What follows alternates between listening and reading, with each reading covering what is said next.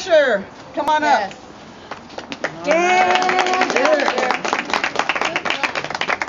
Now, Asher, I would like to know, why are you supporting Eloise? Cause I'm queer, y'all. I was actually misgendered, and I had a triggering experience at school. But Miss Eloise, she came at me on Facebook with powerful words of wisdom, courage, and love, and that really did help me. Knowing that an assembly member is gonna take the time out of her day and just personally approach me and be like, it's okay to be different. You can be yourself and love yourself and things like that. Some things that we tend to forget. So it's really nice when an assembly member, not Shell Brown, but Eloise, I'm going to call her assembly member Eloise Reyes now, because I believe she will live.